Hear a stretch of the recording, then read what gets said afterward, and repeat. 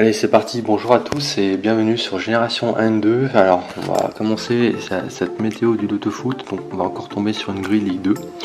On va d'abord faire un point. Donc, voilà, encore une fois, désolé pour les. C'est toujours sponsorisé par G12. Pour voilà, les formations Loto Foot, pour ceux qui ne connaissent pas et que je vous invite à acheter un œil. Alors, on va faire le point sur la météo du Loto Foot. Donc, donc une grille à 8 matchs. On va commencer par le match d'abord du Paris FC contre Amiens. Donc Paris FC Amiens. Alors, on voit que donc à gauche, ce sont les grilles, donc l'intention de répartition des jeux qui seront faites par les joueurs lambda ou Monsieur Tout le Monde. Et à droite, les intentions de pronostic des meilleurs pronostiqueurs du concours. Donc on voit qu'il y a Paris FC du côté gauche seront joués en 1 nul. On voit que du côté des meilleurs joueurs, la répartition semble être similaire. Un peu plus de méfiance sur le match d'Amiens. Vous voyez, les répartitions sont un peu plus basses. Donc on repart comme pour sur les mêmes tendances. On va passer sur le match Le Havre-Guingamp. Donc Le Havre-Guingamp, on part sur des répartitions de 50, 33, 16. Donc on est à peu près sur les mêmes répartitions que le match Paris FC Amiens. En revanche, on voit que les meilleurs joueurs ici ont un peu plus de confiance sur Le Havre. Vous voyez la répartition un peu plus haute. On reste sur une tendance à nul, mais avec une meilleure confiance sur l'équipe qui reçoit. On passe sur le match de Grenoble-Chambly. Alors Grenoble-Chambly, vous voyez ici que Monsieur Tout le Monde en fait, si je ne me trompe pas, actuellement la base de cette grille. En jetant un coup d'œil sur les meilleurs, on resterait sur une tendance élevée, 75%, une petite méfiance quand même, elle est un peu plus basse que prévu, on resterait un peu plus sur un nul pour les meilleurs, qui a une légère spécu sur ce match. On passe sur le match de Châteauroux-Valenciennes. Donc pour les joueurs lambda, on part sur un match qui sera très probablement triplé, avec une préférence en N2, on le voit ici.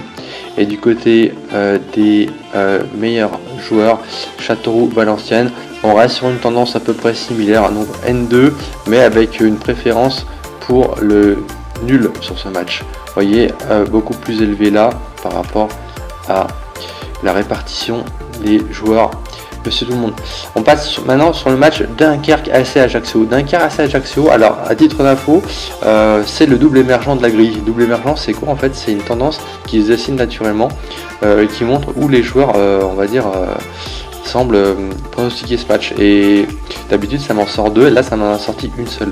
Donc les doubles émergents, ce sera toujours une semi-certitude en 1-2. Et d'habitude, on en a deux, mais là, on n'en a qu'un. Et elle rejoint un petit peu ce qu'on trouve sur les meilleurs pronostiqueurs. C'est que du côté de Monsieur Tout le Monde, c'est un match qui sera triplé, donc préférence N2. Et du côté des meilleurs, il y a une grosse PQ sur le match de Dunkerque. Vous voyez, en 1-2 avec une préférence sur Dunkerque. Donc il y a une sorte de poker mental qui est en train de se faire sur ce match. Et la double émergent, justement, nous sort 1-2. Donc c'est un match où le joueur, le pronostiqueur devra se méfier, car c'est peut-être là que les joueurs vont essayer de faire la différence sur la masse.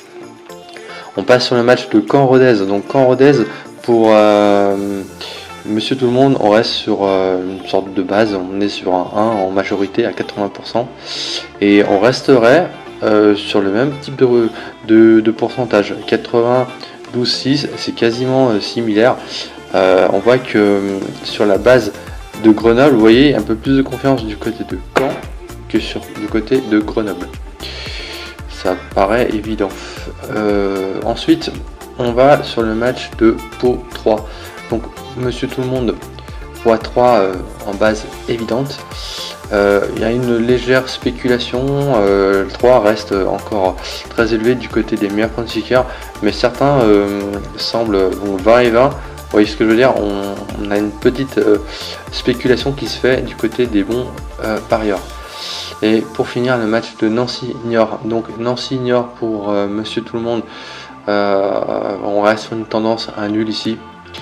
Ce qui est assez étonnant, c'est que du côté des meilleurs, il n'y a aucun joueur qui semble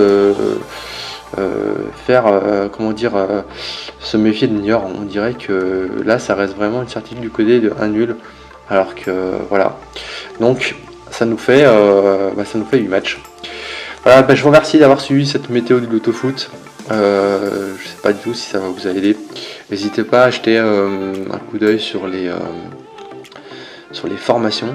Et puis, je vous dis à la prochaine météo du Loto-Foot. C'était Salocine, je vous remercie. Bonne étude de jeu et bon week-end. Ciao!